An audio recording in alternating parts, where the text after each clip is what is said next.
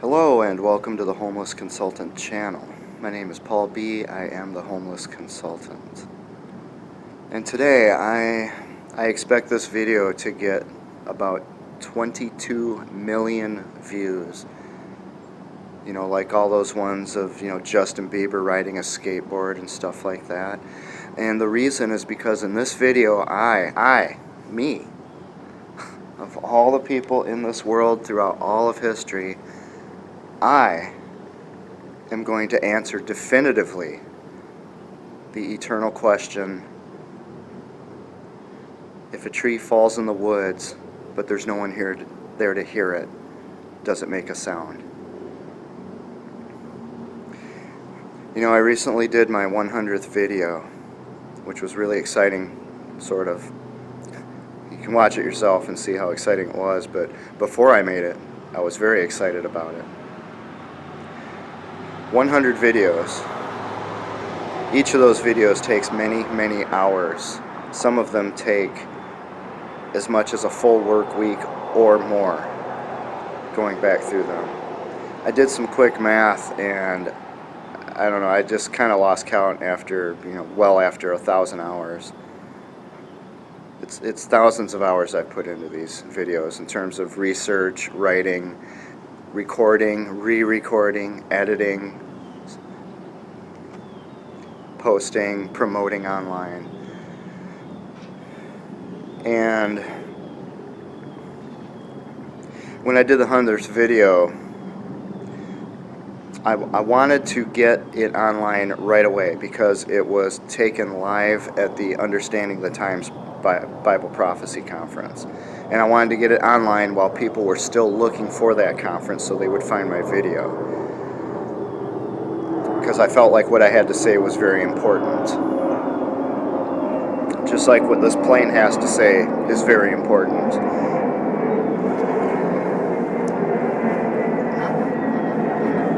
Let me tell you how that went.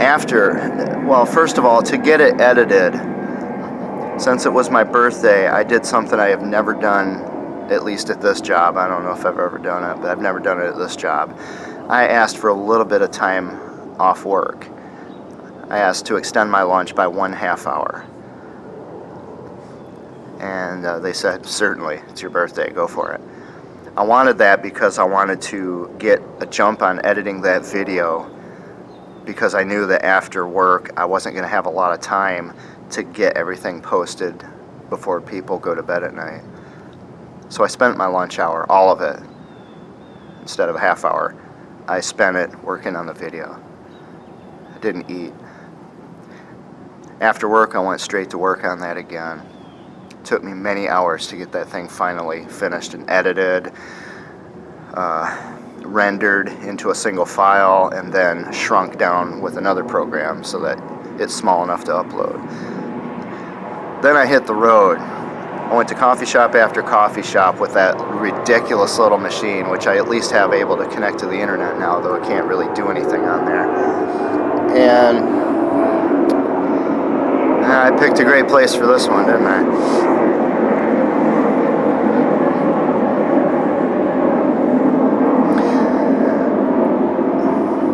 I had to go from coffee shop to coffee shop. Every time I would log in to my YouTube account to upload this thing, Google would interrupt it and say, "We don't recognize your machine. Give us your phone number." I don't give Google my phone number. Among the many videos in here, you will see how I spent all those years researching, writing an excellent book in the 90s on information gathering. Google is the epitome of what I was warning the world about. In these messages it would say, "Give us your phone number so we know it's really you. We'll send you a code, and then you type in the code that we send to you, and then we'll know it's you." I ask you to just put on your logic hat for a moment and think about that instead of just obeying their instructions for a moment. How does that identify who the person is? Because they gave some random phone number and they accepted a text at that number and then they entered a code. How does that identify who the person is who's uploading the video? It doesn't. That's Google's way of making sure that they get your phone number. And why would they want your phone number? Because all that information is collated, sorted, searched, collected. It cross-references to what you buy at JCPenney, your Speedy Rewards card, etc. And then the final product is sent to the NSA. I don't want to give Google my phone number.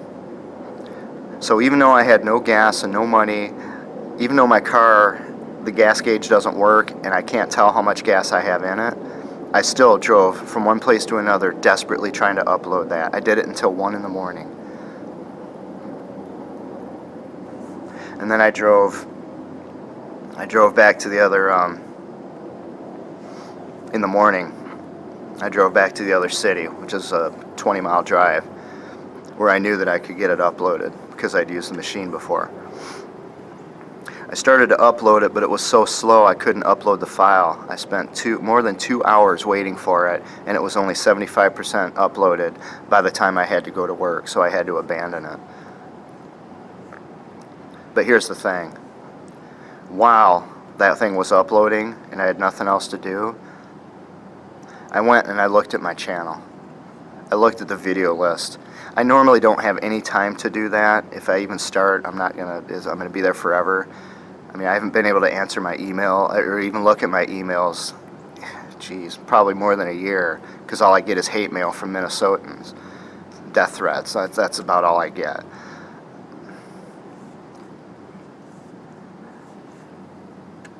So when I looked at the video list, I was rather shocked and horrified, because in recent weeks I've been noticing how my subscriber count has been slowly rising with every video, up to 110 subscribers now, and thanks to every one of you. My assumption from that is that people were watching the videos and telling others, and that people just searching online on the topic at hand were finding the videos. When I looked at the video list, all the videos said lentils. When I looked at the video list, it said 10 views, 10 views, 10 views, 10 views. When I look at the special episodes I made, the videos that I expect to reach a general audience, like what drummers do, the vaping one, things that are relevant to a lot of other people who don't care about the topic of this channel, 17 views. When I upload a video, I watch it once myself to make sure that it's intact. Sometimes I have to watch it twice for various reasons because I got interrupted. 10 views. 1 or 2 of them is mine. If you're not aware of it, Google decides what you see, and therefore what you hear, what you are exposed to, and therefore what you think, what you believe, what your opinions are. If I don't log in to YouTube and I search for my videos, or I search on the topics, I can even put in the specific title of my video, which is unlike anything else on the internet. It will not even bring it up for 10, 20 pages on YouTube. That's how hard it is to find. But when I log in, if I do the same thing, pops right up at the top. See, Google does that so that people who are providing content think that other people are seeing their videos when in fact they're not. This is one of many ways that Google censors people. Why would they censor me? Because everything, remember back when I was in graduate school, what were they having us do? They were having us write software that would listen to phone calls. How do you listen to a phone call when you're a computer? You translate it into text and then you interpret the text. Every time you upload a video to Google, it makes a transcription, the best transcription it can of what you're saying. And the more articulate and the more you enunciate, the better the translation. So if you're some gangster idiot who's out there going, man, most fun, then Google's transcript just says, bleh, and they rise to the top, trending. But if they can understand what someone's saying, like someone who's articulate speaking, they can see where I'm challenging all the cherished institutions of the left that Google protects. Social services, departments of health. I fight against health fascism. I fight against government corruption in liberal states, Minnesota. Well, I'll fight against corruption in any state, but I happen to live in a liberal state, and I have previously. Google is able to connect what I'm doing now with everything I've done for the last 20 years. What was I doing the last 20 years? Watch my videos. Writing a book about information gathering being weaponized against people, for one thing.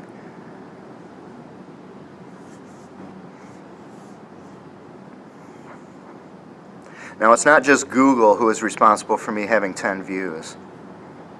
The fact is, the people who find my videos apparently aren't coming back, even if they subscribe. The people who watch my videos are not telling other people, hey, you gotta see this, look what this guy had to say. I think my videos are some of the most thoughtful videos on the entire World Wide Web globally. Maybe not the, but they are among the very, very best out there, and I have worked under conditions of duress that you will never understand to make that happen. And my reward for all that work over the last almost 3 years now that I've worked on this channel is 10 views for a brand new video.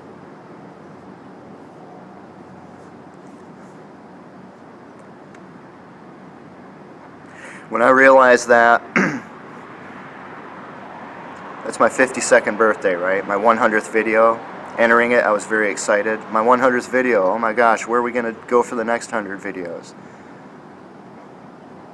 But realizing that I'm being censored like that, I'm not just some person in his mother's basement who might, you know, have the opportunity, I don't know, just go out and get a job if their YouTube, you know, money stops rolling in. This is life or death for me. Google is putting my life at risk. And forgive me for being blunt, but I have every right to be. People who watch these videos and they don't go tell other people. There is a channel on YouTube where somebody who has something real to say, and they back it up and they demonstrate it to the best of their ability. And they put all this hard work in there so that the people of this world can know what is going on in terms of this corruption. Allowing all these people to die out there, suffer. For all those reasons, my life is at risk. As I've been doing these videos, putting all that time into it, I have been working harder and better than anyone else in this building behind me. I blow them away. And you know what? They hate my guts for it, especially Minnesotans, because I make them look bad. I am exploited here, I am taken advantage of here in ways that you probably have never experienced, no matter what you think you understand about a workplace. Since the Minnesota Department of Health, one of the organizations whose corruption I talk about in these videos, since they forced me to spend $240 a month more for the same thing, for a hotel 1.5 days out of every single week, I have now lost all the savings I had, thousands of dollars. And I am now selling off things just to have that 1.5 day in a hotel. Winter is about to start. This is the first really chilly day we've had since winter.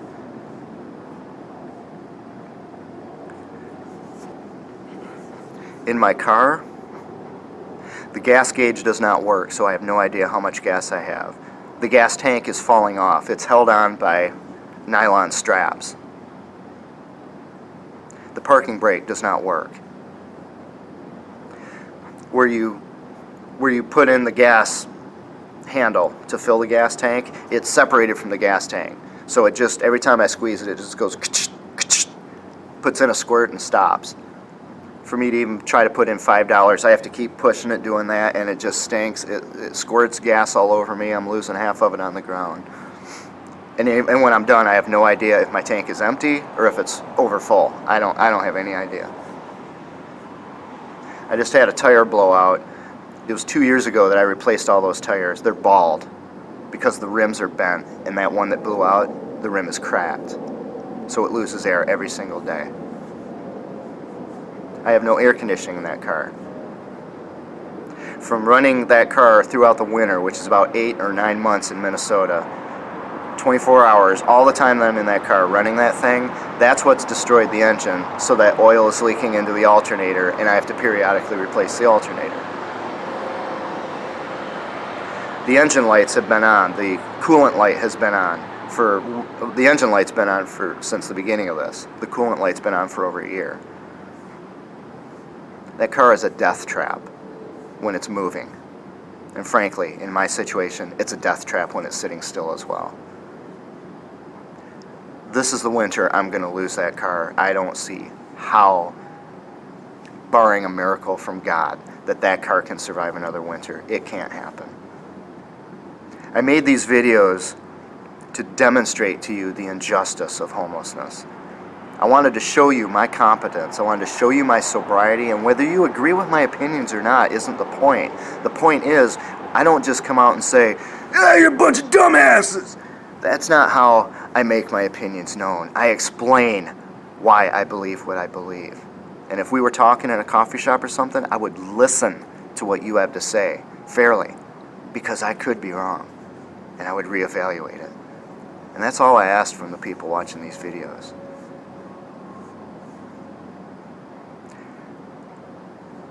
The people who have done nothing to help spread these videos, which again, I believe are some of the most valuable videos on the internet today, proportionally, when you look at the garbage that fills YouTube.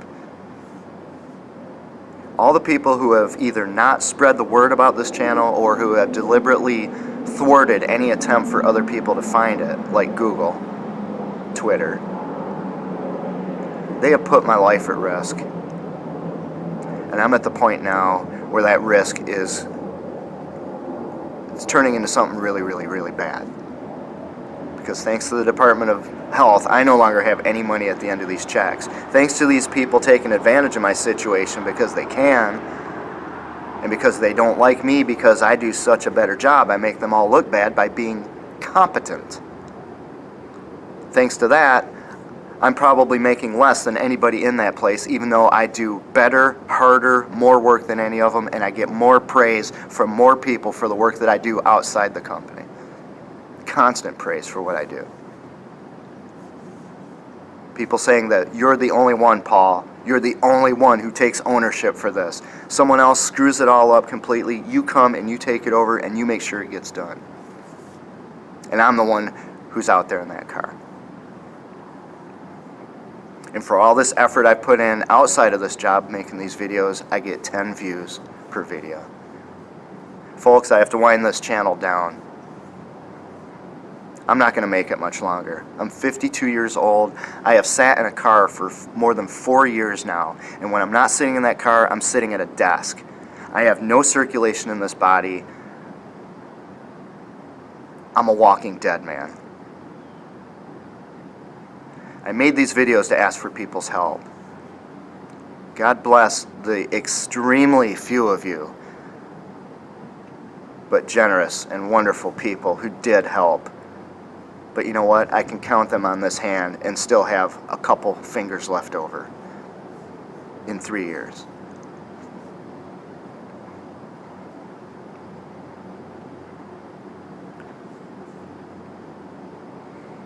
For everything I've done here, my reward is going to be probably dying of a stroke or something in that car because of the circulation in the coal.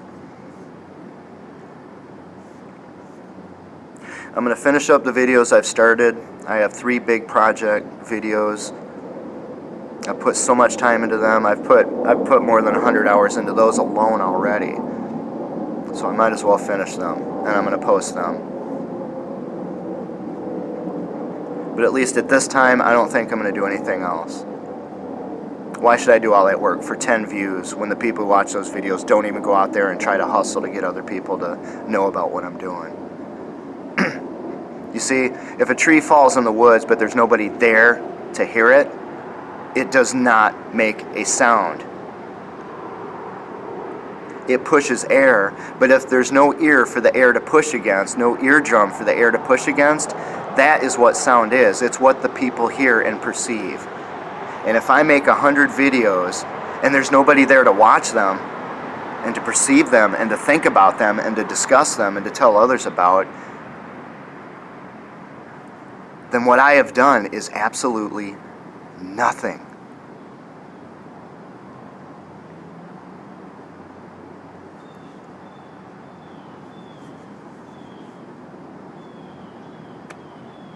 I'm going to make those remaining videos and post them. I don't know if I'll do anything else or not. I'm not going to rule it out. But after that, I have to prepare for this winter, and I have to prepare for the very real possibility that this will be my last winter on this earth. If you don't like hearing that, why don't you do something about it? I'm not asking for money. I never have been. I haven't heard of any letters being sent to this legislature, to these churches, to government officials, to the media, to the press, to the Department of Health, to Google, to the Department of Justice. I haven't heard of anyone standing up for me one bit. Even as in my circumstances, when I see someone being treated unjustly, I go stand up for them. And I put my neck on the line to do it. If you don't like what you're hearing, you can either shut me down and go away forever and forget that I ever existed. That's your prerogative. Or you can do something about it. Throughout this whole channel, I have said, please help, please help. Early on, I would even put a donations link at the end. Again, the number of responses there, less than what's on my hand. I'm not a soap opera, and I'm not a zoo animal.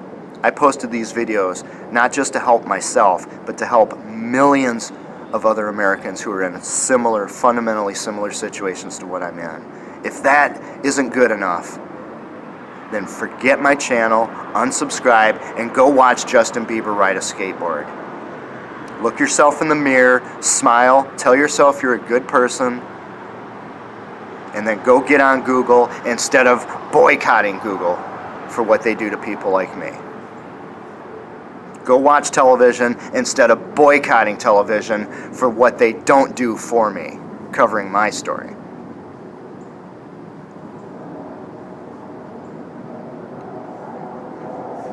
I did these things not just for me, but for you as well. You'd have to watch my videos to understand how that works. Have you? I did all that work for nothing, folks. And if I don't have much time left in this world because of absolute, total neglect and exploitation, then I want to do something that matters to me with that little time I have left. And making these videos for nobody to hear is like going and chopping down a tree so that nobody can hear it fall. And I can't do that anymore. I'm only human. Thank you for watching.